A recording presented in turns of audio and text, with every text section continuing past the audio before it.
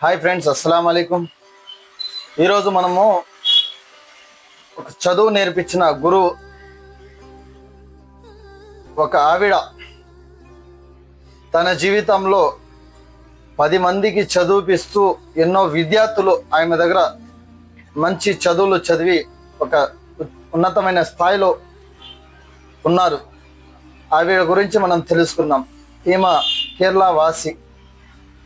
ఒక వ్యక్తి రైల్వే స్టేషన్లో వచ్చి ఎక్కడో ప్రయాణం చేసేదానికి వచ్చే సమయంలో ఒక పెద్దావిడ ఆ రైల్వే స్టేషన్ పక్కన అడుక్కుంటూ ఉంటే అది చూసి ఈవిడని మనం ఎక్కడో చూసామో అని చెప్పి దగ్గర వెళ్ళి చూస్తే ఆ వ్యక్తికి చదువు చెప్పిన విద్య నేర్పించిన గురువు. ఒక సమయం ఆయన చలించిపోయాడు.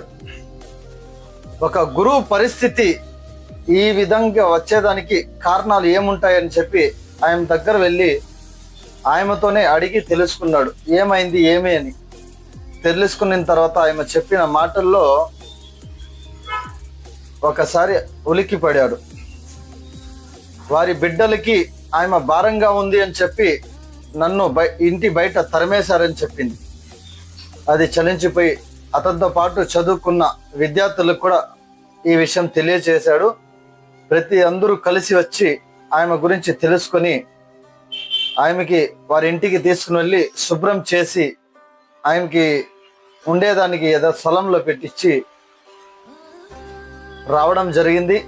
దీన్ని పెట్టి ఏం అర్థమవుతుందంటే, ఇలాంటి సమాజంలో మనం ఉన్నామా? చదువు చెప్పిన గురువు పరిస్థితి ఏ విధంగా ఉంటే ఈరోజు తల్లిదండ్రులకి భారంగా కొడుకులు భావిస్తున్నారు, పిల్లలు భావిస్తున్నారు. దయచేసి ఒక విషయం ఆలోచించండి. ఆయన చదువు చెప్పే సమయంలో ఆయన జీవితం ఏ విధంగా ఉంటుంది అని చెప్పి ఊహించి ఉంటుందా? దేవుడు ఎవరిని ఎప్పుడు ఎలా తీసుకొని పోతారనేది మన చేతుల్లో లేదు. మన ఆలోచనలు, మన మంచి పనులు ఎలా ఉంటుందో దాన్ని పెట్టి మన జీవితం కూడా అలాగే ఉంటుందని చెప్పి మనము ఊహించుకోవచ్చు.